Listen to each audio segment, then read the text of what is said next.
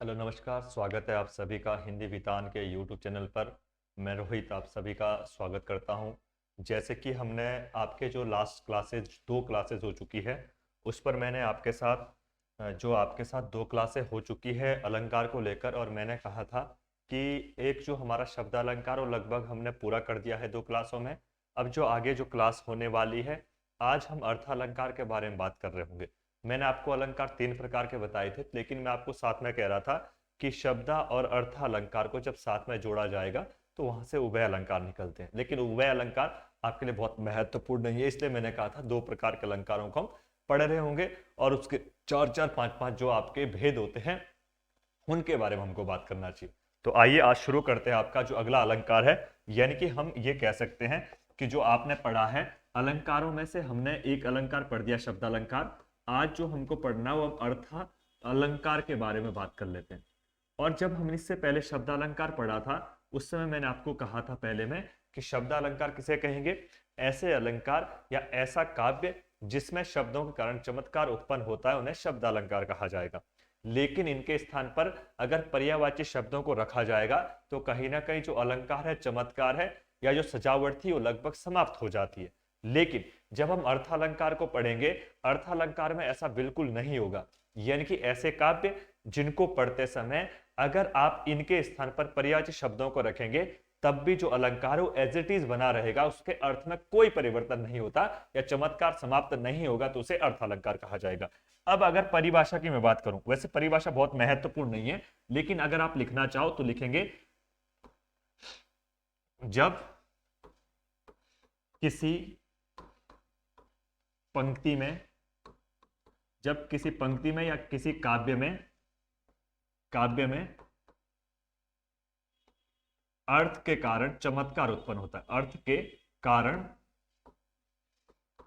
चमत्कार उत्पन्न होता है, चमत्कार कह लो या आप कह सकते हैं सजावट होगी, चमत्कार उत्पन्न होता है।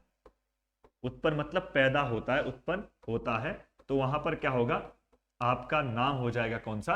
अर्थ अलंकार। और मैंने आपको शब्द अलंकार में कहा था कि अगर किसी शब्द के स्थान पर उनके पर्यायवाची रख दिए जाए तो आपका क्या होता? अलंकार समाप्त हो जाता है। लेकिन यहां पर ऐसा बिल्कुल नहीं है। तो आप एक नोट जो मैंने पहले भी लिखा था, इसमें आप नोट डालेंगे, इस पे नोट आप डाल सकते हैं ना, नोट पे ऊपर बिंदी नहीं आएगी, नोट डालेंगे। शब्दों के स्थान पर पर्यायवाची रखने पर, शब्दों के स्थान पर अगर किसी शब्द के स्थान पर पर्यायवाची भी आप रख देंगे, पर्यायवाची रखने पर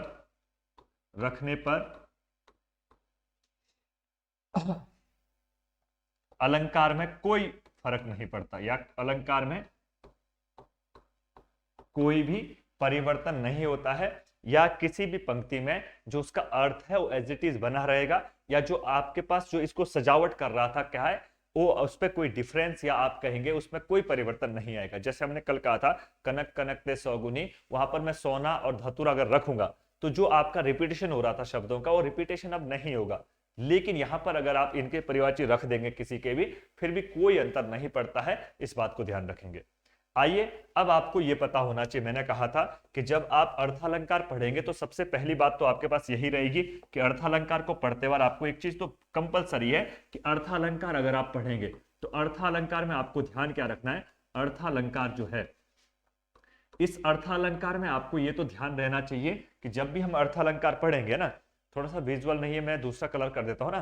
देखो, अर्थ अलंकार की अगर हम बात करेंगे तो अर्थ अलंकार में आपको ध्यान रखने की आपको यहां पर कौन कौन से अलंकार पढ़ने हैं जो आपके लिए महत्वपूर्ण है। अब देखो, अर्थ अलंकार बहुत प्रकार का होता है, मैंने कहा 4-5 को हम पढ़ेंगे जो मुख्य तो आपके पास एग्जाम में पूछे जाते हैं। तो इसमें से सबसे पहला आपको पढ़ना है उपमा अलंकार। उपमा के बाद आप पढ़ेंगे उत्प्रेक्षा अलंकार, ये दोनों महत्वपूर्ण है और एग्जाम में बार बार पूछे जाते हैं। तीसरा आपको पढ़ना रूपक पढ़ना है, रूपक भी महत्वपूर्ण है।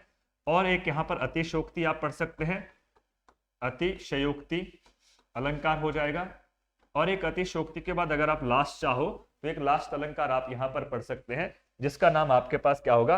अतिशयोक्ति के बाद एक अलंकार लास्ट में मानवीकरण, मानवीकरण है ना, मानवीय नहीं बल्कि मानवीकरण है ना।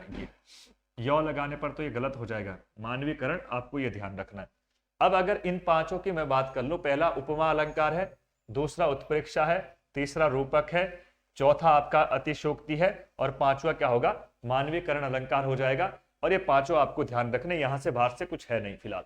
अब देखो मैंने आपको कहा कि आपके पास ऐसे ही आपने देखे थे कि अर्थालंकार, जब हम शब्दालंकार पढ़ेंगे उसमें भी 4-5 चीजें आपको ध्यान रखनी है। तो शब्दालंकार में 4-5 पॉइंट आपको सारे याद है, ठीक है। अब देखो यहां से अगर मैं बात करूंगा तो यहां से आपको यही चीज ध्यान रखनी पड़ेगी कि इनमें से आपके लिए क्या क्या चीजें महत्वपूर्ण है। तो जो सबसे महत्वपूर्ण है, तो ये 3 शुरू के जो है ये आपके लिए बहुत महत्वपूर्ण है, यही ज्यादा पूछे जाते हैं, इसके बाद का तो कुछ पूछा नहीं जाएगा, ठीक है। अब देखो यहां पर अगर हम एक चीज को अगर ध्यान करेंगे आप लोग, यहां पर 2 चीजें आपको दिखाई देगी। हम कोई सा भी अर्थालंकार पढ़ेंगे वहां पर उपमेय और उपमान की बहुत बड़ी भूमिका रहती है, और जब तक आप उपमेय उपमान को नहीं समझेंगे तब तक आपके लगभग जो भी आप अर्थालंकार पढ़ेंगे यहां पर दिक्कत आना स्वाभाविक है। अब इससे पहले जब मैं शुरू करूंगा तो मैं 2 चीजों को आपको समझाने का प्रयास कर रहा हूं, एक उपमेय और एक उपमान, है ना। उसके बाद मैं इसको शुरू करूंगा उपमान, और इसको मैं इसलिए कह रहा हूं पहले ही, भले ही हम इसको उपमा और उत्प्रेक्षा रूपक में बार बार पढ़ेंगे, लेकिन जितने भी अर्थालंकार है, कोई सा भी आप अर्थालंकार पढ़ोगे, जब तक आप अर्थालंकार में इन 2 चीजों को नहीं जानेंगे तब तक आपका अर्थालंकार कभी पूरा हो ही नहीं सकता है। यानी कि जब हम उपमा पढ़ेंगे, उत्प्रेक्षा पढ़ेंगे, अतिशोक्ति पढ़ेंगे, मानवीयकरण पढ़ेंगे, रूपक पढ़ेंगे, उन पे ये 2 तत्व होना बहुत जरूरी है। अब जब आपको पता ही नहीं कि उपमा उपमान होते क्या है, तब तक आप इसको चीज को डिफाइन नहीं कर पाएंगे। अब यहां देखो, उपमेय का मतलब होता है कि जिसकी किसी से तुलना की जाती है उसे उपमेय कहा जाए, सॉरी उसे जिसकी तुलना की जाए उसे क्या कहेंगे, जिसकी तुलना बोल लो, या जिसकी कोई आपके पास क्या है बात की जाती है उसे उपमेय कहा जाएगा, और जिससे तुलना की जाएगी उसे क्या उपमान कहा जाएगा, जिससे तुलना की जाती है उसे उपमान कहा जाएगा। अब देखो इस दोनों में मतलब क्या है कि जिसकी हम बात कर रहे हैं, जैसे सपोज करो आपने कहा कि जो मेरी टी शर्ट है ना, मेरी टी शर्ट की उपमा दे देते कि मेरी टी शर्ट क्या है, आप कहेंगे मेरी टी शर्ट तो सफेद दूध के जैसे लग रही है ना, ऐसे मैं कह दूं। इसका मतलब क्या है, जो मेरी टी शर्ट है क्या है, जिसकी क्या है, इसकी तुलना मैंने दूध से कर ली, तो दूध क्या हो जाएगा, इसके दूध आपका उपमान हो जाएगा, और टी शर्ट क्या हो जाएगी, उपमेय हो जाएगा। लेकिन यहां पर ऐसा नहीं, हम कुछ भी चीजों को लेकर चल देंगे। एग्जाम्पल तो हम कुछ भी बना सकते हैं, जैसे मैंने अभी बना दिया, लेकिन ये आपके पास कहीं ना कहीं चीजें गलत करेगी एग्जाम्पल में। लेकिन यहां पर आपको ध्यान रखना कि उपमेय जो होंगे आप सीधा एक लाइन में ऐसे याद कर सकते हैं कि उपमेय को हम कह सकते हैं, एक तो यहां पर शरीर के अंग होंगे, यानी कि किसी व्यक्ति का कोई भी शरीर का जो अंग है उनको हम क्या कहेंगे, उनका नाम होगा उपमेय हो जाएगा। और एक चीज यहां पर आप ध्यान रख सकते हैं, वास्तविक चीजें होगी जो हमको रियल में दिखाई देती है, जो हमको पता होती है ना, वास्तविक चीजें होगी, इनको क्या कहा जाएगा, इनको आप क्या कहेंगे, उपमेय कहेंगे। शरीर का अंग का मतलब है चाहे आपके कहीं पर आपकी आंख की कहीं से तुलना की जाए, आपके सिर की कहीं से तुलना की जाए, आपके मन की, हृदय की, ये तमाम जो शब्द है ये हमारे शरीर के अंग है, इनकी अगर शरीर पार्ट ऑफ बॉडी की अगर हम किसी से तुलना कर देंगे तो इन्हें उपमेय कहा जाएगा। और उपमान का मतलब है जो प्राकृतिक चीजें हैं जिनसे तुलना की जाएगी। अब प्राकृतिक चीजों से तुलना करेंगे हम, अब प्राकृतिक चीजें जितनी भी आपको दिखेगी, प्राकृतिक चीजें, इन सबको हम क्या कहेंगे, उपमान कहा जाएगा। जैसे अगर मैं कहूं कि क्या बोलते हैं, मेरा मन तो क्या है, पीपल के पत्ते के समान डोल रहा है, तो मन तो मेरा शरीर का अंग है, तो मन क्या उपमेय हो जाएगा। और पीपल का पत्ता क्या है, प्रकृति में मिला, पेड़ मेरे घर का तो है नहीं, वो तो प्रकृति का है, तो यहां पर हो जाएगा। जैसे हम कहते हैं कि क्या बोलते हैं, तुम्हारा मुख तो क्या चंद्रमा के समान है, अब चंद्रमा क्या प्रकृति में है, मेरा तो है नहीं खुद का, तो प्रकृति की चीजें क्या हो जाएगी, उपमेय हो जाएगा, उपमान। और मुख तो मेरा अपना है, शरीर पार्ट ऑफ बॉडी है, तो मुख क्या हो जाएगा, उपमेय हो जाएगा। तो ये दोनों में अंतर समझना पड़ेगा। और एग्जाम में बार बार पूछता है कि जिसकी तुलना की जाए उसे उपमेय कहा जाएगा, और जिससे तुलना की जाए उसे उपमान कहा जाएगा। और अगर आप इस चीज को याद नहीं कर पा रहे तो सीधा याद करो, जो प्रकृति में चीजें मिलेगी जो हमारी खुद की नहीं है वो उपमान हो जाएगा, और जो हमारे शरीर के अंग है जिसे हम देख सकते हैं, इसको हम पकड़ सकते हैं, जो हमारे पास में वश में है, वो सारी उपमेय हो जाएगी। ऐसे भी आप याद कर सकते हैं, बाकी याद करने का आपका खुद का तरीका है। अब देखो, अब पहला जो एग्जाम्पल हम ले रहे हैं इसमें उपमान, उपमा अलंकार ले लेते हैं। अब उपमा अलंकार, उपमा जो शब्द है इसका अर्थ ही होता है तुलना। क्या होता है, उपमा का अर्थ है तुलना का, तुलना। देखो उपमा की जब हम बात करेंगे तो उपमा का जो अगर आपको एक शाब्दिक अर्थ पूछा जाए, उपमा मतलब होता है तुलना करना, यानी कि जब किन्हीं 2 चीजों में तुलना की जाए, कंपैरिजन किया जाए। जैसे हमारे मम्मी पापा पड़ोसी से करते हैं, फलाने का बेटे ने तो ये कर दिया, फलाने की नौनी ने ये कर दिया। इसका मतलब हमारी तुलना किसी और से की जा रही है। जहां पर किसी दो चीजों की तुलना जब की जाएगी वहां पर क्या होगा, उपमेय अलंकार हो जाएगा, सॉरी उपमा, है ना। अब देखो उपमा अलंकार हम सीधे कर सकते हैं। आप ये कह सकते हैं कि जब किसी किन्हीं दो चीजों में क्या है तुलना की जाएगी उसे उपमा अलंकार कहा जाएगा। तो अगर आप परिभाषा लिखना चाहो तो इसका मतलब तुलना या किसी से समानता आप कह सकते हैं, समानता। ये तो इसका शाब्दिक अर्थ है, तुलना करना या समानता करना। और अगर आप डेफिनेशन चाहो तो परिभाषा वैसे महत्वपूर्ण नहीं होती है, तो सीधा आप लिख सकते हैं जहां दो वस्तुओं में तुलना की जाए, तुलना की जाए वहां पर क्या होगा, उसका नाम आपका उपमा अलंकार हो जाएगा। और जब ये तुलना होगी तो ये तुलना किसमें होगी, उपमेय और उपमान में होने चाहिए। तो जहां पर दो वस्तुओं में तुलना की जाएगी और तुलना किसमें होगी, उपमेय और उपमान, ये दो चीजें आपको ध्यान रखना, उपमेय और उपमान में जब तुलना की जाएगी। अब उपमेय उपमान का मतलब वही है जो मैंने पहले कहा था। ये क्या होगा, शरीर के अंग से तुलना की जाएगी, किससे, प्राकृतिक चीजों से तुलना की जाएगी, तो वहां पर उपमा अलंकार हो जाएगा।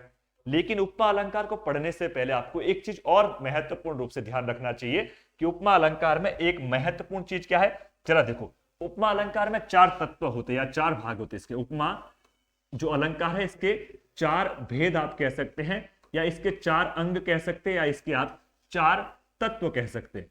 यानी कि किसी भी उपमा अलंकार को पढ़ते बार अगर ये चार तत्व नहीं होंगे या ये चार चीजें नहीं होगी तो क्या उपमा अलंकार पूरा नहीं होगा।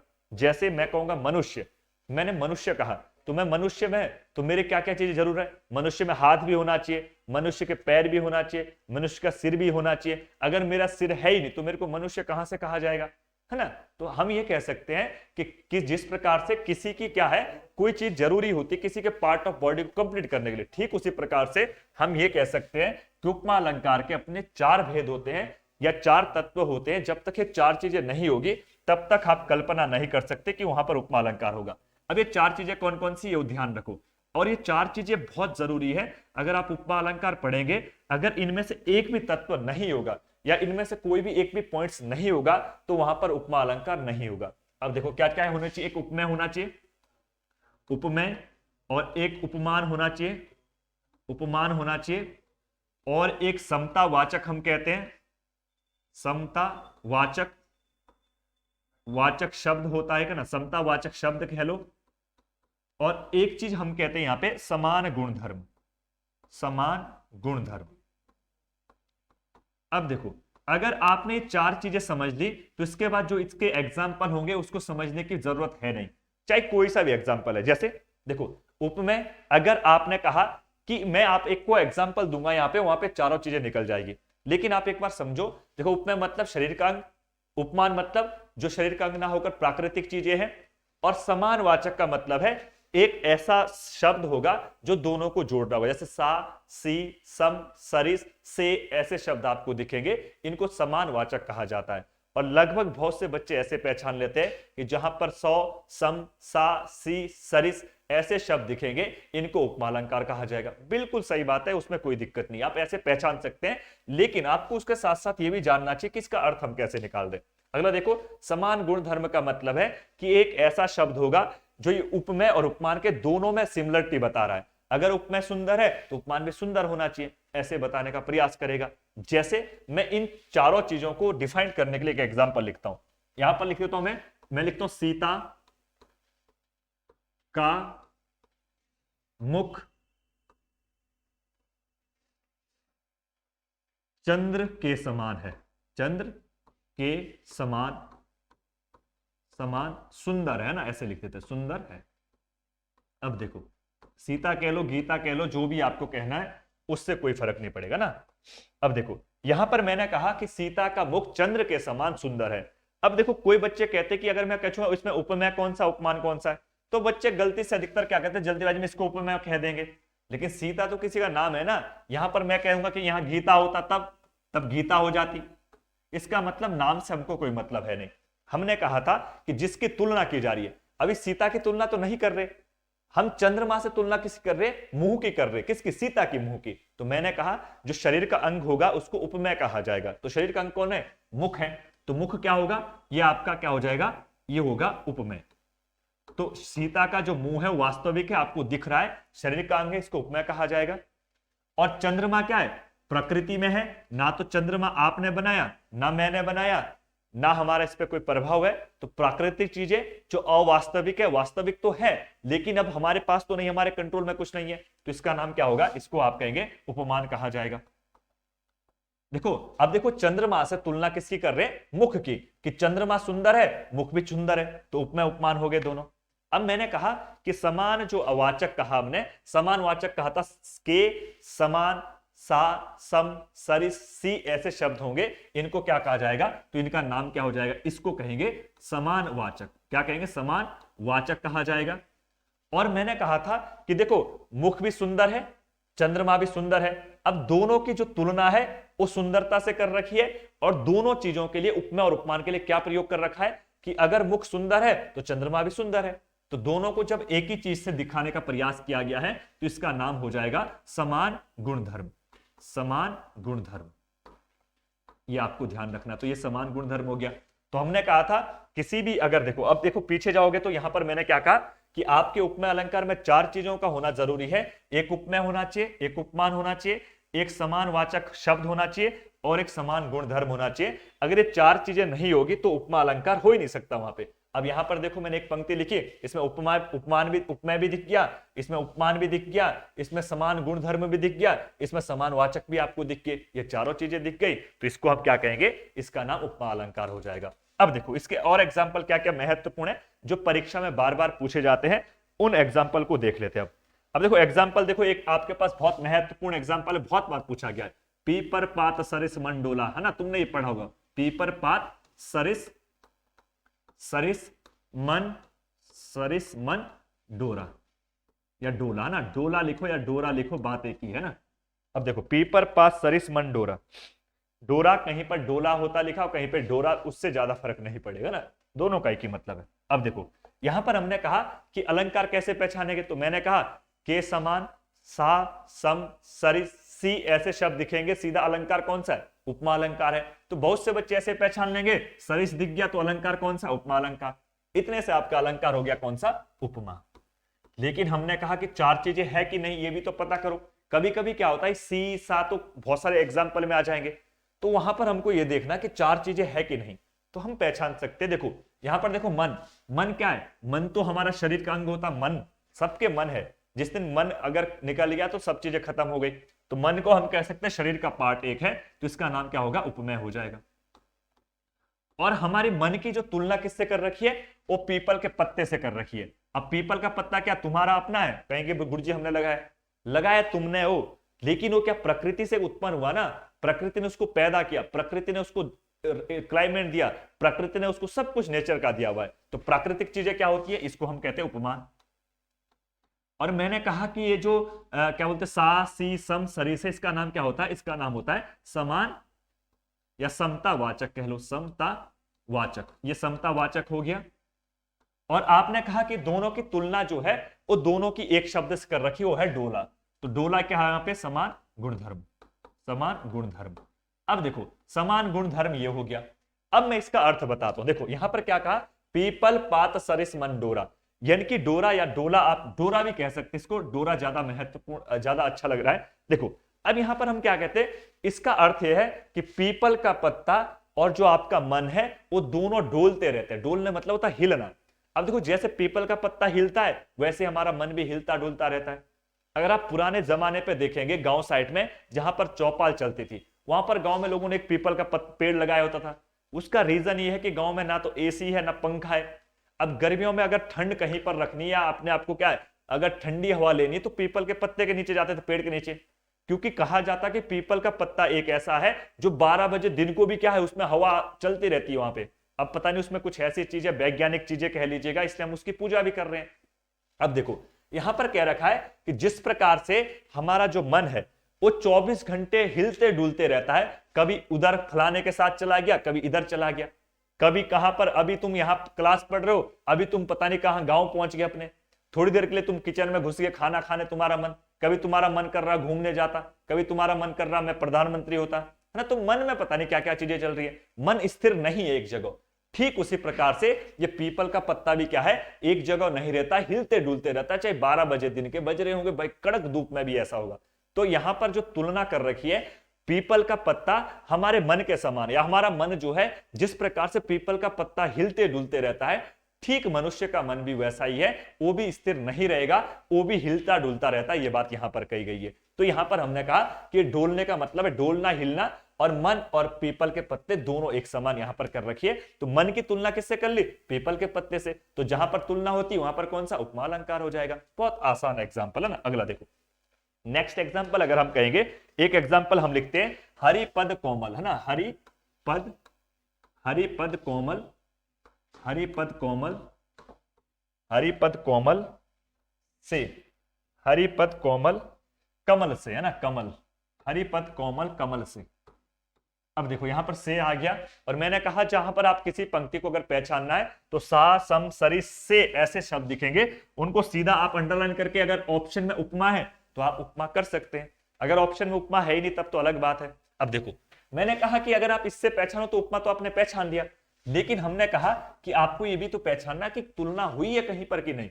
अब देखो कमल, देखो कमल क्या है, तो आपने कहा कमल तो क्या एक पेड़ है या एक क्या है, पौधा है, एक फूल का नाम है, तो ये हमने तो नहीं दिया, ये तो कहां से आया, ये तो हमारा कहां से आया, कमल प्रकृति की चीज है, प्रकृति से मिली, प्रकृति की देन है हमारे लिए, तो ये क्या हो जाएगा, उपमान। और अगला देखो पद, पद मतलब होता पैर। अब पैर मेरे शरीर का अंग है, ऐसा तो है नहीं कि पैर को हम क्या कहेंगे, अब मैं पैर को ये कहूंगा कि पैर प्रकृति से मिला, नहीं, पैर मेरा खुद का भाई, मेरा कंट्रोल है इसमें, मैं चाहूं तो आगे जाएगा, नहीं कहूं तो नहीं जाएगा। इसका मतलब ये मेरा प्राकृतिक चीज ना होकर मेरी क्या है, रियल है, मेरी क्या है, शरीर का अंग है, तो इसका नाम क्या होगा, उपमेय हो जाएगा।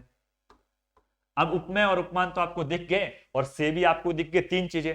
अब चौथी चीज आपको क्या चाहिए, समान वाचक चाहिए या समान गुणधर्म चाहिए, जिसका नाम है कोमल। कोमल मतलब क्या होता है, मुलायम चीज है, तो मुलायम को क्या है, समानतावाचक कह लो या समान गुणधर्म, इसको हम कह सकते हैं गुणधर्म, और इसका नाम क्या होगा, समतावाचक हो जाएगा, समतावाचक ये हो जाएगा। अब देखो, अब इसका अर्थ अगर आप समझेंगे कि हरिपद कोमल कमल से, यानी कि हरि मतलब विष्णु या कृष्ण, यानी कि विष्णु या कृष्ण भगवान के जो पैर है वो कैसे है, जैसे आपके कमल क्या होते हैं, कोमल होते हैं, सॉफ्ट मुलायम होते हैं, ठीक उसी प्रकार से ईश्वर के पैर भी कोमल सॉफ्ट मुलायम होते हैं।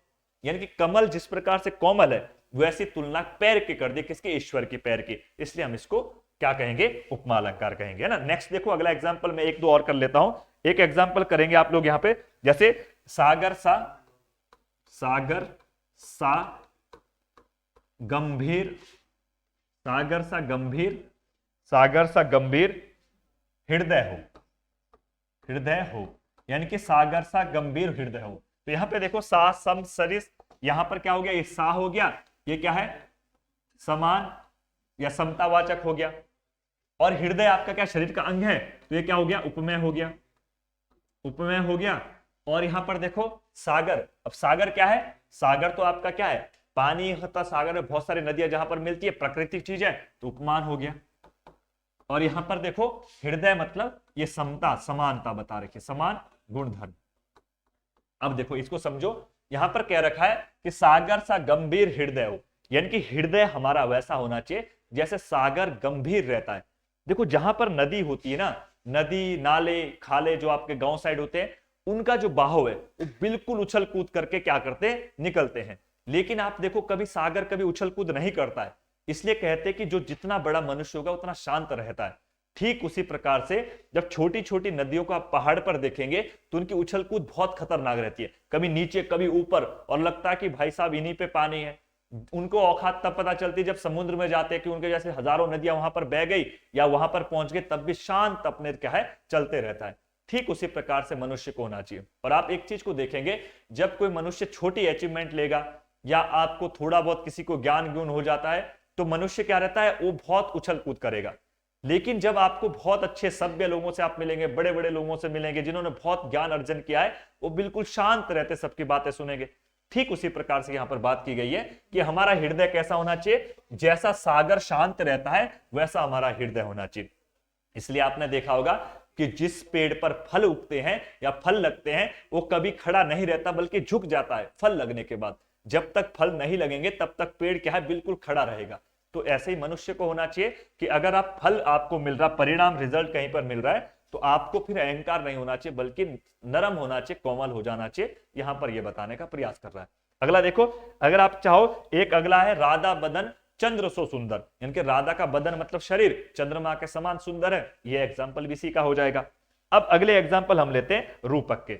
रूपक एग्जाम्पल बहुत महत्वपूर्ण है और रूपक को परीक्षा में बार बार पूछा जाता है। अब देखो, रूपक की मैं एक बात आपको कह दूं, रूपक अलंकार में परिभाषा ज्यादा इंपॉर्टेंट है। इसके एग्जाम्पल तो पूछता ही है, लेकिन अगर आप ध्यान देंगे, इंपॉर्टेंट अगर मैं कहूं, परिभाषा बार बार पूछी जाती है। इसकी परिभाषा हम 2-3 प्रकार से लिखते हैं।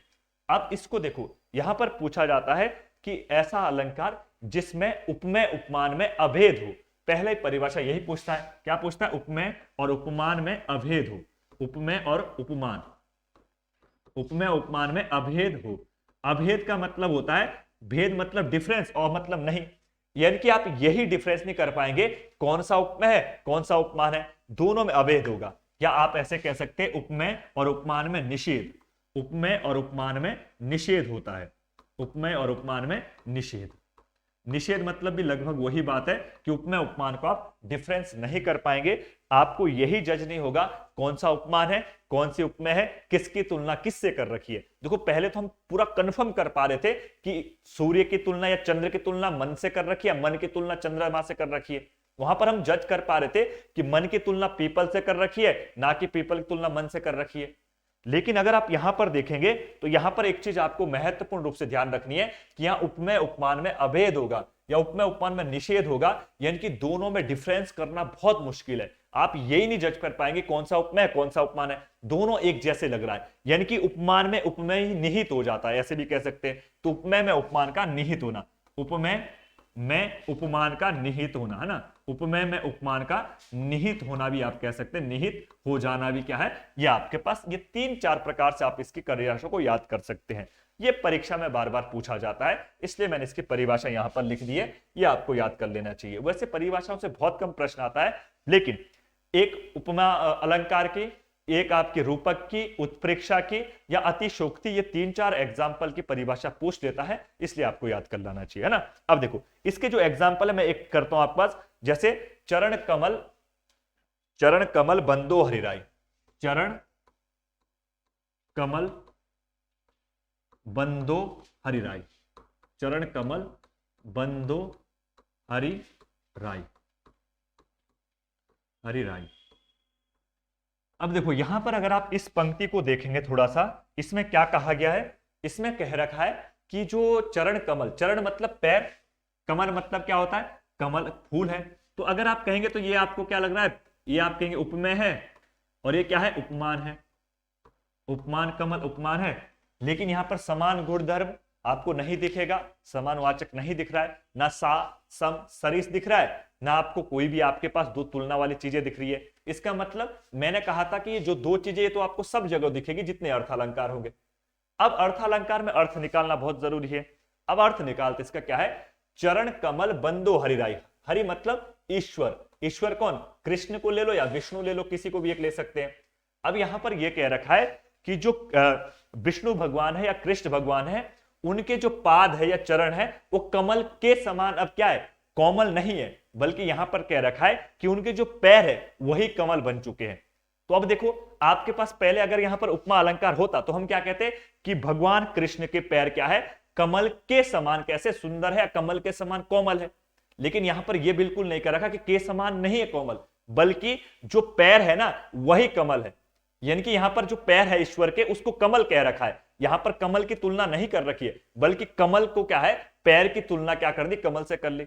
जैसे आप छोटे बच्चे को ईश्वर का रूप मानते हैं, तो छोटे बच्चे के पैर देखो, हम अपने माथे में रख लेते हैं, कभी कभी उसको इतना प्यार करते हैं कि उसको चूम भी लेते हैं। अब बड़े इंसान के चूम के दिखाना जरा नहीं, क्योंकि हम मानते कि ये तो भगवान का रूप है, ईश्वर का रूप है, इसके पैर तो क्या है, फूल के जैसे, क्या दिक्कत है, मुंह में चढ़ जाओ, कहीं भी कर जाओ ना। जब आप छोटे थे तब आप अपने घर वालों के पापा के ऊपर, उसके पापा के मुंडी के ऊपर बैठ रहे, वहीं पर तुमने सुसु कर दिया कभी, तो तब भी तुमको मार नहीं पड़ी, बोला चलो बच्चा है। अब बड़े होकर करोगे तो मार पड़ जाएगी। वही बात है कि ईश्वर के जो हमारे लिए क्या होते हैं, पैर होते हैं, वो कमल के समान ना होकर बल्कि कमल ही है, यानी कि जैसे कमल को हम क्या मानते हैं वैसे ईश्वर के पैर भी है। अब दोनों में क्या अभेद कर दिया, इसको यहां पर उपमेय उपमान की तुलना नहीं की है, इसलिए हम कह सकते हैं। और एक एग्जाम्पल इसको पहचानने का एक तरीका दूसरा है, आप ऐसे भी पहचान कर सकते हैं अगर आपको अर्थ नहीं पता चल रहा है, कि जहां पर योजक चिन्ह रहता है ना, योजक चिन्ह हाइफन, या हाइफन जो है योजक चिन्ह हम कह सकते हैं मैक्सिमम जो योजक चिन्ह है। कभी कभी आपके पास, मैं ये नहीं कह रहा हूं हर बार ऐसे होगा, ये हर बार तो कहना मूर्खता होगी कि मैं कहूंगा जहां पर योजक चिन्ह आ जाएगा वहां पर रूपक होगा। लेकिन हम ये कह सकते हैं अगर ऑप्शन में रूपक अलंकार है और आपको लग रहा है कि ये पता ही नहीं चल रहा कि उपमेय उपमान कौन सा है और ऊपर बीच में योजक है, तो वहां पर रूपक होने के चांसेस बढ़ जाते हैं, आपको यह ध्यान रखना चाहिए। और एक बात मैं आपको और बता दूं, अगर आप पास ऐसा एग्जांपल रहेगा, एक तीसरा तरीका इसको पहचानने का क्या है कि जहां पर आपने कहा कि अगर आपके योजक चिन्ह है बीच में, इस योजक को हटाकर इसके स्थान पर हम रूपी लगा दे, क्या लगा दे, रूपी लगा दे, फिर इसका अर्थ निकालो। देखो चरण रूपी कमल, यानी कि चरण के समान क्या है, कमल है, या कमल रूपी चरण यानी कि कमल के समान चरण है, यानी कि रूपी लगाने के बाद रूपी चरण रूपी कमल कहो या कमल रूपी चरण कहो, दोनों में कोई अंतर नहीं लग रहा है। आप इधर से बोलो, देखो यहां से कमल रूपी चरण, तब भी वैसा ही सेंटेंस लग रहा है, चरण रूपी कमल फिर भी वैसे ही लग रहा है, कोई अंतर नहीं लग रहा है। ऐसे एग्जाम्पल को हम क्या कहेंगे, रूपक अलंकार कहेंगे। अब तुम लोग कहेंगे कि गुरुजी ऐसे तो कैसे होगा, ऐसे ही होता है। लेकिन मैं आपको एक बात बता दूं, अगर आपके पल्ले नहीं पड़ती है बात, तो बहुत जरूरी नहीं है कि आप बहुत सारे एग्जाम्पल को याद कर लो, पर जितने मैं कह रहा हूं लगभग उतने याद करके चले जाओ, हो सकता है आपके एग्जाम में इन्हीं में से फंस जाए। अब मैं बिल्कुल ये भी नहीं कहूंगा कि अब मैंने 2-4 कराए आपके वही आपके होने चाहिए, बाकी कंप्लीट हो गया।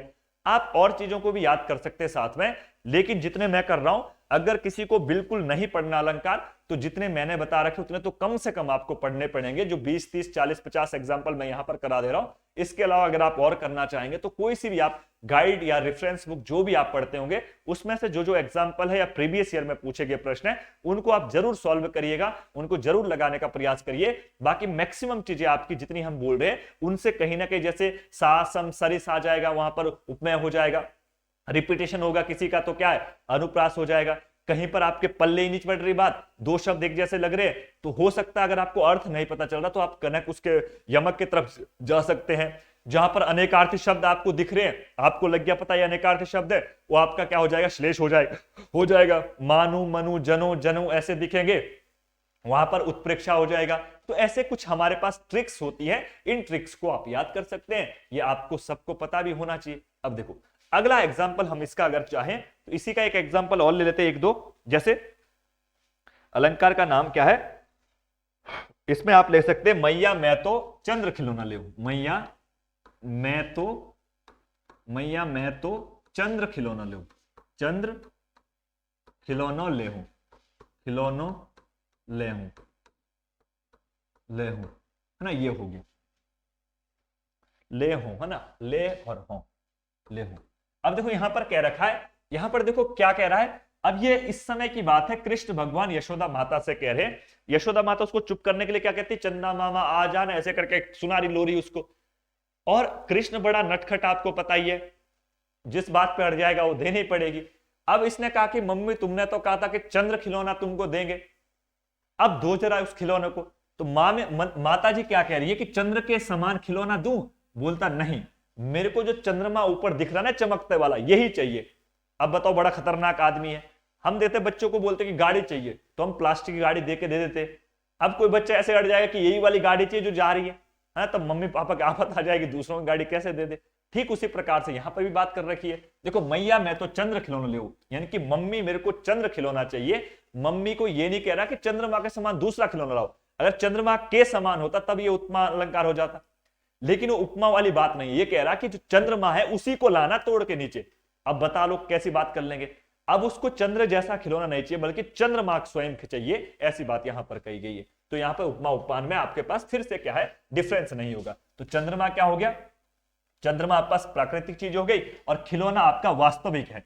अब हम कहेंगे कि यहां पर तो आपके पास शरीर के अंग नहीं है, तो मैंने कहा था वास्तविक चीजें भी क्या होती है, उपमेय होती है। अब देखो खिलौना तो वास्तविक होता है, रियल होता है, लेकिन चंद्रमा रियल थोड़ी का ना, चंद्रमा हम ले नहीं सकते, हमारे कंट्रोल में नहीं है। खिलौना आपका है, आप चाहो तो तोड़ दो, आप चाहो तो उसको संभाल के रखो, लेकिन चंद्रमा को आप चाहो संभालो नहीं रखो, लेकिन आपके वश में कुछ चीजें नहीं है। तो ये उपमेय हो गया। सॉरी ये उपमान हो गया और ये उपमेय हो जाएगा, इन दोनों में आपको अंतर जानना पड़ेगा। अगला देखो एक एग्जांपल आप लिखेंगे, पायो जी मैंने राम रतन धन पायो ना, ये तो गाना भी चला था एक, पायो जी मैंने राम रतन धन पायो, मैंने राम रतन धन पायो, रतन धन पायो। अब देखो यहां पर ये एग्जाम में पहले पूछा गया ये प्रश्न। अब देखो यहां पर क्या कह रखा है, क्या बोलते हैं, मीरा जी या मीरा भाई के द्वारा ये प्रसंग कहा गया है कि पायो जी मैंने राम रतन धन पायो, यानी कि जो मैंने धन प्राप्त कर रखा है या जो मेरे पास मूल्यवान जो चीज है, वो धन वो वाला धन नहीं है जो पैसे वाला धन है या सोने वाला धन नहीं है, बल्कि ये धन कौन है, ये स्वयं राम धन है। अब देखो राम धन का मतलब क्या हुआ, राम वो वाला राम नहीं जो ये क्या बोलते हैं, हम कहेंगे कि राम के समान धन मेरे पास है, जैसा राम मूल्यवान है वैसे मेरा धन मूल्यवान है, नहीं, बिल्कुल मैंने उस राम को प्राप्त कर रखा है जो रियल राम है, यानी कि जो धन है वो मेरे राम के जैसा नहीं है, बल्कि राम ही मेरे लिए धन है, यानी कि ईश्वर ही मेरे लिए धन है, ऐसी बात यहां पर कही गई है। तो उपमेय उपमान में यहां पर भी क्या अभेद हो जाएगा, इस बात को ध्यान रखेंगे। अब देखो अगला एग्जाम्पल हम पढ़ेंगे उत्प्रेक्षा अलंकार के, और उत्प्रेक्षा अलंकार में बहुत आसान चीज है पहचानने को। उत्प्रेक्षा अलंकार का मतलब होता है कल्पना करना। क्या है, कल्पना करना, कल्पना। अब कल्पना मतलब क्या होता है, जब हम किसी को क्या है ऐसे ही हम कल्पना कर लेते हैं, जैसे हमारा मन किया किसी को देखकर तो हमने कल्पना कर ली कि वो तो ऐसे लग रहा था, है ना, आज मैं वहां से गया ऐसे लग रहा था जैसे बस बादल फटने वाला है, ये हमने तुलना या कल्पना कर ली, खुद से हमारे इमेजिनेशन हम कर रहे हैं। तो आपको ध्यान रखना है ऐसी पंक्तियां जिसमें आपको यह लगे कि यहां पर कहीं ना कहीं कल्पना की जा चुकी है या कल्पना की जा रही किसी व्यक्ति के द्वारा, लेकिन रियलिटी वहां पर वैसा बिल्कुल नहीं है।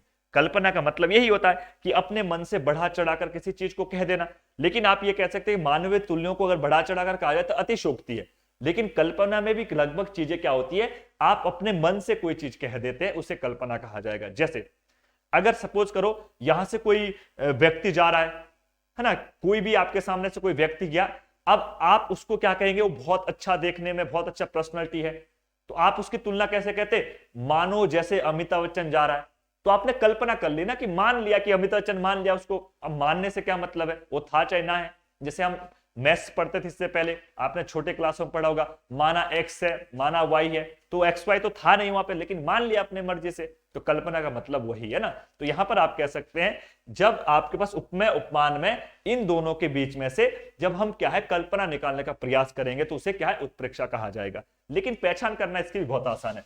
इसकी पहचान कैसे करेंगे, जब आप किसी भी पहली पंक्ति का जो अर्थ है उसके बाद दूसरी पंक्ति का अर्थ आप खुद से कल्पना करेंगे, यानी कि पहली पंक्ति का अर्थ निकाल देंगे, दूसरी पंक्ति का अर्थ आप क्या है खुद से कल्पना करके निकालते, उसे उत्प्रेक्षा कहा जाएगा।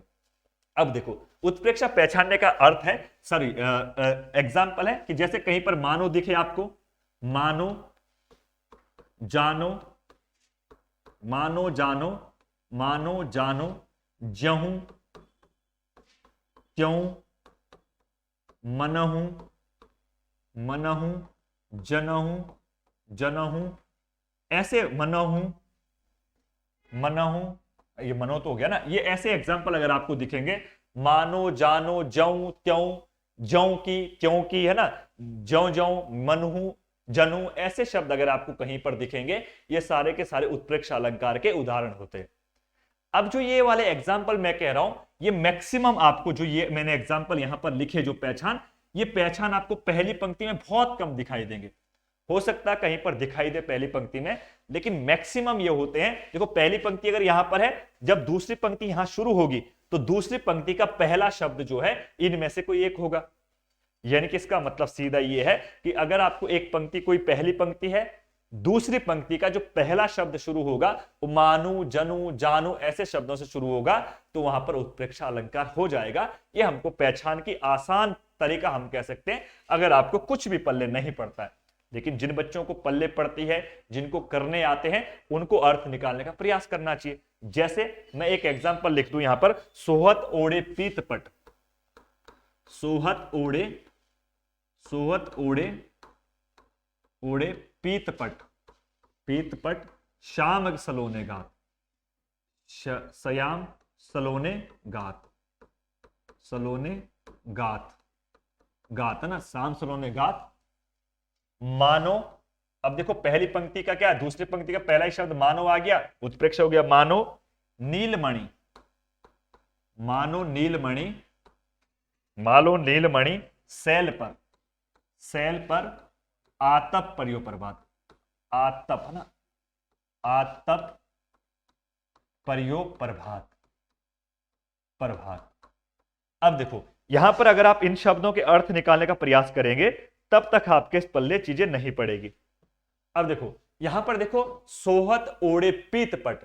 अब सोहत का मतलब क्या होता है, सोहत का मतलब होता है शोभा बढ़ाने वाला, है ना। शोभा मतलब, सोहत मतलब शोभा, ओढ़े मतलब ओढ़ना, और पित मतलब होता पीला, और पट मतलब मैंने कहा था मंगत को देखत पट देती बार बार, यानी कि मांगला को देखकर क्या पट दे देती, कि मतलब पट मतलब दो अर्थ हमने कहे थे, एक दरवाजा, एक वहां पर क्या है वस्त्र कहा था। तो इस पट का मतलब वस्त्र है। शाम मतलब कृष्ण भगवान।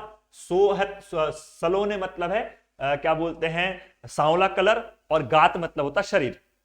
इसका यह मतलब है। दूसरी पंक्ति में देखो, नीलमणि शैल पर आतप परियो प्रभात। नीलमणि मतलब होता है जो नीले कलर का मत्थर, मणि पत्थर, शैल मतलब पत्थर, नीले कलर का पत्थर, और आतप मतलब है सुबह का चमकता हुआ सूर्य जो है, प्रभात मतलब सुबह, और सुबह जब सूर्य उगता है उस समय की बात हो रही है। तो प्रसंग जो है ये जब सूर्य उदय का समय का प्रसंग है। दूसरी पंक्ति में वो कह रखा है, और पहली पंक्ति में कृष्ण भगवान के बारे में बात कही गई है। अब देखो अर्थ क्या है इसका, इसका अर्थ है सोहत ओढ़े पीत पट, यानी कि जब आपके पास कृष्ण भगवान या सांवरे कलर के कृष्ण भगवान जो है, जब वो अपने शरीर पर जब पीले वस्त्रों को धारण करके निकलते हैं तो इतने सुशोभित हो रहे हैं, या इतने सजावट या इतने सुंदर लग रहे हैं। कैसे? अब हमने कहा कि कृष्ण भगवान पीले वस्त्रों को धारण करके बहुत सुंदर लग रहे हैं, पहली पंक्ति है।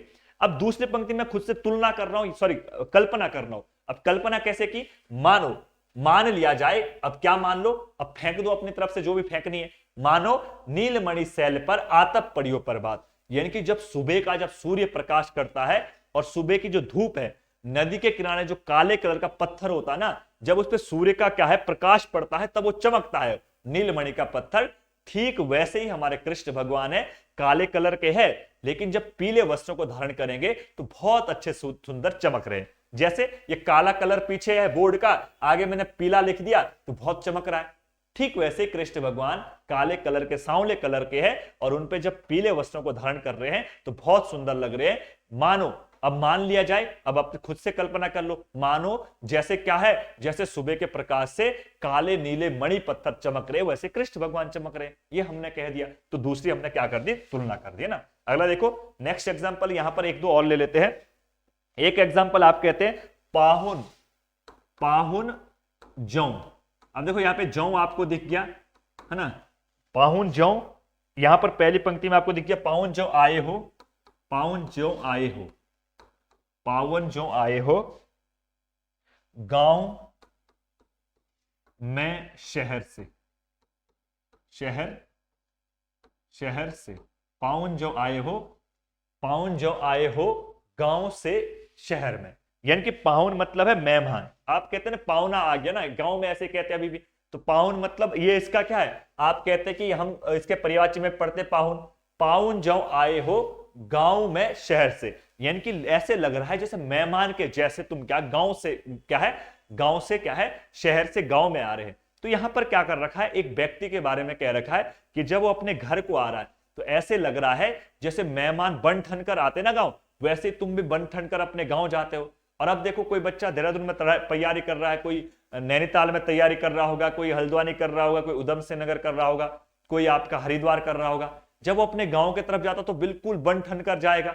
तो वही समय, उस समय का प्रसंग मान लीजिएगा कि जब आप गांव के तरफ जाते हो तो ठीक जैसे मेहमान जाते ना सज धज कर, तुम भी वैसे जा रखे हो। कल्पना कर ली यहां पे। अगली पंक्ति ऐसी थी इसकी कि क्या है, पाहुन जो आए हो गांव से शहर में मेघ जैसे बन ठन कर, है ना, मेघ जैसे बन ठन कर। अब जो दूसरी पंक्ति है ना, मेघ जैसे बन ठन कर आए हो, ये तो आपका मानवीकरण जैसी बात है। अब मेघ मतलब क्या, प्राकृतिक चीजें, और बन ठनना क्या है, ये तो मनुष्य का काम है। तो किसी प्राकृतिक चीज का जब मनुष्य के जैसा बिहेवियर करना, या मनुष्य जैसे जब उससे क्या है कोई काम किया जाएगा, तो हम उसको क्या कहते हैं, मानवीकरण पढ़ेंगे। तो मानवीकरण के अंदर आ जाएगा, इसलिए मैं उसकी दूसरी पंक्ति नहीं लिख रहा हूं। ये पहली पंक्ति में यहां पर क्या है, उत्प्रेक्षा अलंकार हो जाएगा ना। अब देखो अगली पंक्ति, ये किसी का एग्जाम्पल और है।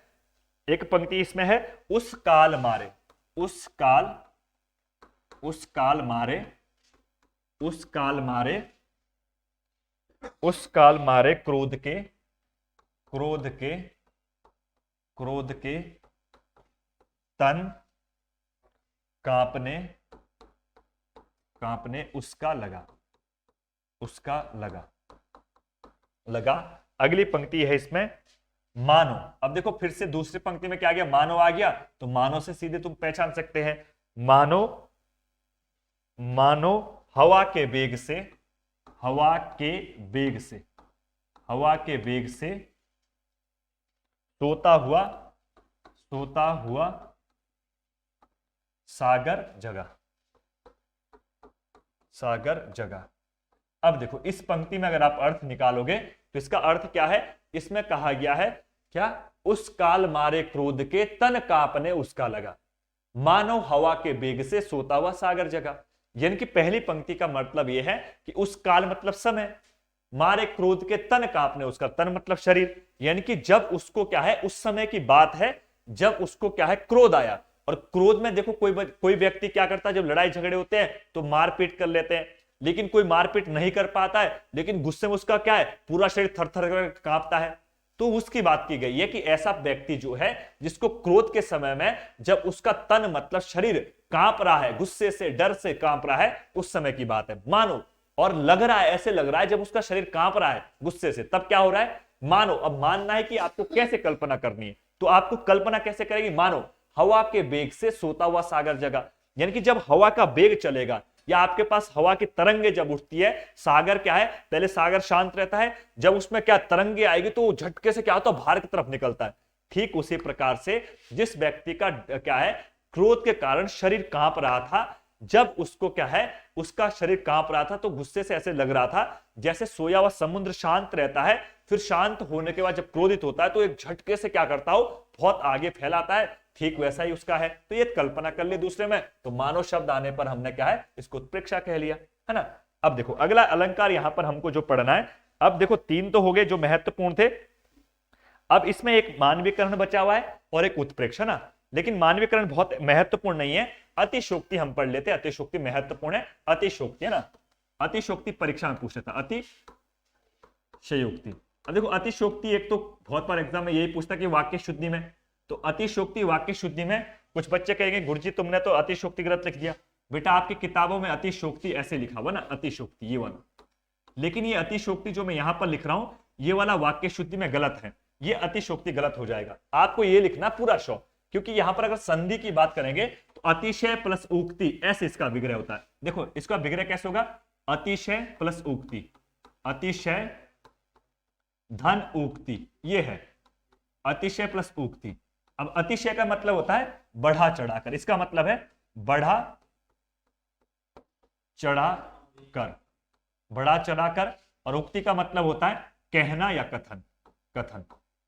अब यहीं से परिभाषा निकल गई, संधि विच्छेद जिस बच्चे को आएगा परिभाषा निकल चुकी है। परिभाषा क्या है कि ऐसा अलंकार या ऐसा काव्य या ऐसी पंक्ति जिसमें कोई कथन बढ़ा चढ़ाकर किया जाए, या ऐसी पंक्ति या ऐसा काव्य जिसमें मानव जो सीमा होती है या मानव की जो मर्यादा है उससे ऊपर उठकर कोई क्या है बात कही जाए। जैसे अगर मैं किसी व्यक्ति के बारे में, जैसे आप कहते हैं ना कि बिल्कुल झूठी तारीफ कर देना, किसी के बारे में फेंक देना, वो वाली स्थिति यहां पर है। यानी कि जब आप किसी व्यक्ति के बारे में कहते हैं ना, जैसे लड़कों की बात कर लो, किसी को कॉम्प्लीमेंट देना है तो सामने से कोई जाएगा चाहे कैसा ही भी लग रहा है ना, अगर किसी ने किसी को कॉम्प्लीमेंट करना तो कहते हैं भाई साहब ऐश्वर्या राय जा रही है, बोलने में क्या जा रहा है, मतलब किसी के बारे में वो सामने वाला पहचान लेता कि झूठ बोल दिया इसने। यानी कि किसी की बढ़ा चढ़ाकर तारीफ कर देना, या किसी के बारे में जो मानव की मर्यादा या सीमा होती है, एक सीमा, उस लिमिटेशन को क्या क्रॉस करके जब हम किसी की बहुत तारीफ कर देते हैं या किसी बारे में बढ़ा चढ़ाकर चीजें कही जाए तो उसको क्या कहेंगे, उस उक्ति को, उस कथन को क्या कहेंगे, अतिशोक्ति कहा जाएगा। ठीक है, अब देखो परिभाषा हो चुकी है हमारी। अब परिभाषा एग्जाम्पल करते जरा दो तीन एग्जाम्पल। एक है बालों को खोलकर। अब देखो जरा यहां पर कैसे फेंक रहा है व्यक्ति, बालों को खोलकर, बालों को खोलकर, बालों को खोलकर, बालों को खोलकर मत चला, मत चला बालों को खोलकर मत चला करो दिन में, बालों को खोलकर मत चला करो दिन में, ये बात कह रहा है। और अगली पंक्ति इसके आगे है, रास्ता भूल, रास्ता भूल, रास्ता भूल जाएगा सूरज, जाएगा सूरज। अब देखो यहां से साफ साफ चीजें चल रही है कि इस व्यक्ति ने बहुत बड़ी फेंक दी। कैसे? देखो, बालों को खोलकर मत चला करो दिन में। अब किसी महिला के लिए या किसी लड़की के लिए कोई क्या है, लड़का कॉम्प्लीमेंट दे रहा है, तब तक तो ठीक है बात। लेकिन जब वो फेंकता ना, बोलता कि तुम तो आज ऐश्वर्या राय लग रही थी, तो लड़की बोलती भाई साहब इसने तो भयंकर फेंक दी, है ना। वही वाली बात यहां पर है, बालों को खोलकर मत चला करो दिन में। यानी कि लड़का क्या कह रहा है लड़के को कि तुम बाल खोलकर दिन को मत चला करो। वो रीजन पूछती क्यों नहीं चलना है, तो नीचे देखो उसने कैसे फेंक दी, रास्ता भूल जाएगा सूरज, कि तुम्हारे इतने घने बाल है कि सूरज भी अगर यहां से निकलेगा ना तो सूरज भी रास्ता भूल जाएगा कहां जाना है। अब बताओ, अब किसी महिला के बाल के में क्या सूरज रुकेगा, है ना। सूरज तो अपना बिल्कुल सब जगह प्रकाश कर रहा हो, तो बड़ी बड़ी बिल्डिंगों में, बड़े बड़े जंगलों में प्रकाश दे देता है। अब इसके महिला के ऐसे कैसे बाल थे जो यहां से सूरज भी आगे नहीं जा रहा है। तो महिला समझ जाएगी कि जानबूझकर फेंक रहा है, तेरे बस की बात कुछ है नहीं, है ना। और तुमको पता ही है अंजलि ने तो पटवारी की बननी है, अब पटवारी भी चलेगी, अब दूसरे वाला पता नहीं कौन किसकी बनेगी। तो यहां पर क्या है, ये बढ़ा चढ़ाकर बातें कही गई है ना, ये आप ऐसे याद कर लीजिएगा। अगला देखो, एक पंक्ति और बहुत महत्वपूर्ण है, आगे नदियां, ये तो सब ने पढ़ा ना, आगे नदियां, आगे नदियां, आगे नदियां पड़ी अपार, पड़ी अपार, अपार, घोड़ा कैसे उतरे पार, घोड़ा कैसे उतरे पार, कैसे उतरे पार। पहली पंक्ति है, इसी के आगे दूसरी पंक्ति है, राणा ने सोचा, राणा ने सोचा, राणा ने सोचा, राणा ने सोचा इस पार, इस पार, तब तक चैतक था उस पार, तब तक चैतक था उस पार, तब तक चैतक था उस पार, चैतक उस पार। अब चैतक वाला नहीं, यार तेरा चैतक पे चले ना, वो वाला गाना तुमने सुना होगा। ये चैतक वो स्कूटर वाला नहीं है ना, ये दूसरा चैतक है। और चैतक कौन है? चैतक राणा, आपका महाराणा प्रताप है, उनके घोड़े का नाम है। अब देखो यहां पर प्रसंग ये है कि राणा प्रताप जो है, उनका जो चैतक घोड़ा है, वो इतना ईमानदार अपने राजा के प्रति या अपने मालिक के प्रति है कि उसकी कैसे यहां पर इसकी महानता की बात या इसकी निष्ठा, क्या बोलते हैं, अपने मालिक के प्रति जो इसके कर्तव्य है या इसका जो ईमानदारी है, उसको बताने का प्रयास किया है कवि ने। कवि ने क्या कह रखा है कि आगे नदियां पड़ी अपार। कहते कि जब राणा प्रताप क्या है, लास्ट के क्षणों में जब हार निश्चित हो चुकी थी, जब राणा भाग रहा था, राणा प्रताप, कहते कि वो जंगल में जाके घास की रोटियां तक खा लेता बाद में। तो जब ये चैतक को लगता पता कि अब राणा हार चुका है, अब यहां युद्ध से इसे कैसे बचाकर भाग दिया जाए, तो उस समय की बात है कि क्या है, आगे नदियां पड़ी अपार, कि आगे बहुत सारी नदियां है।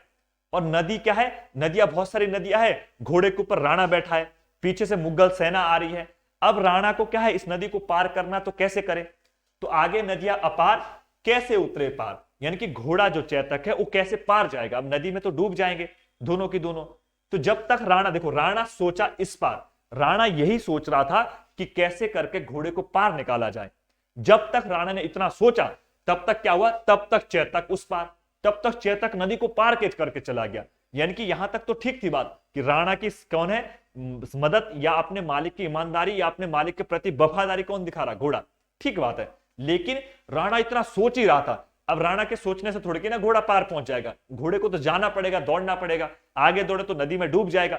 लेकिन जब तक राणा ऐसे सोच रहा था कि कैसे पार जाए, तब तक घोड़ा उस पार पहुंच गया, मतलब नदी को क्रॉस कर दिया। तो चैतक की यहां पर बढ़ा चढ़ाकर उसकी बात कह दी गई है, या उसकी क्या है, उसको अपने राजा के प्रति वफादारी के लिए इतना माना जाता है कि ऐसा कहा जाता है ना। तो ये पंक्ति आप ऐसे याद कर सकते हैं।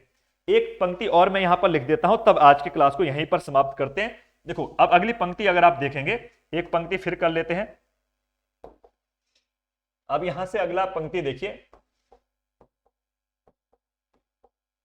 अब देखो नेक्स्ट देखते हैं अगली पंक्ति, एक मैं कर देता हूं, एक दो, हनुमान की पूंछ में, हनुमान की पूंछ में, हनुमान की मूछ लिख रहा हूं मैं भी ना, पूंछ, हनुमान की पूंछ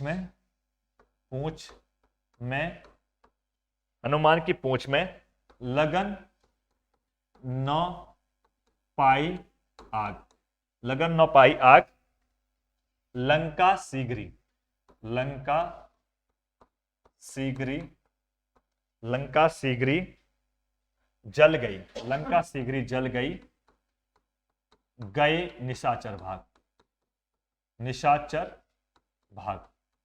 अब देखो निशाचर का मतलब क्या होता है, निशा मतलब रात, चर मतलब चलने वाले, जो रात चलते हैं। अब रात को या तो भूत चलता है या राक्षस चलता है, तो निशाचर मतलब यहां पर है राक्षस से। अब देखो, अब ये प्रसंग जो है ये रावण की वीरता की, सॉरी हनुमान की वीरता को दिखाया गया कि हनुमान इतना वीर है। तभी हम कहते हैं कि हनुमान का जब आप जप करते हैं तो वीरता के लिए जाना जाता है, या संकट मोचक हनुमान को मानते हैं। तो यहां पर देखो हनुमान की पूंछ में लगन 9 पाई आग, यानी कि हनुमान की पूंछ में आग लगी नहीं थी, ऐसे कहा गया है कि हनुमान की पूंछ में जब बानर सेना अशोक वाटिका तोड़ने के बाद जब रावण कहता है कि लगा दो, बंदर को सबसे अपनी प्रिय चीज क्या है, पूंछ है, कि आग लगा दो, पूंछ जल जाएगी तो बंदर ऐसे मर जाएगा, तो उसको नहीं पता ये हनुमान है। तो क्या है, हनुमान की पूंछ में अभी आग लगी नहीं है, बल्कि आग लगी भी नहीं थी, उससे पहले क्या हो गया, उससे पहले हो गया लंका शीघ्री जल गई, गए निशाचर भाग। यानी कि जब रावण की सेना हनुमान की पूंछ में आग लगा ही रहे थे, जैसे आग लगी भी नहीं थी, आग लगने से पहले क्या हो गया, उसने पूरी लंका जला दी, और लंका जलाने के बाद क्या है, सारे निशाचर मतलब राक्षस सब डर के मारे भाग गए। तो भाई लंका तो तब जलेगी ना जब पहले आग लगेगी, मतलब आग लगी नहीं थी और लंका पहले जल गई और निशाचर भी भाग गए डर के मारे। यानी कि यहां पर हनुमान के चीजों को बढ़ा चढ़ाकर या उसकी वीरता को बढ़ा चढ़ाकर दिखाया गया, ऐसे आपको ध्यान रखना है। लास्ट एग्जाम्पल करते हैं और यहीं पर अपने जो अलंकार उसको समाप्त कर रहा हूं मैं। अब इसके बाद मानवीकरण एक आपका बचा हुआ है। मानवीकरण तो बहुत आसान है पहचानना, किसी प्राकृतिक चीजों की जब मानवीय चीजों से तुलना की जाए, मेघ आए बड़े बंठन कर, है ना, या आप लोग क्या कहते हैं, विरोधाभास भी लगभग ऐसा ही। विरोधाभास में आपको एक चीज क्या है, विलोमार्थी शब्द दिखेंगे, जैसे कोमल पत्थर दिखेंगे।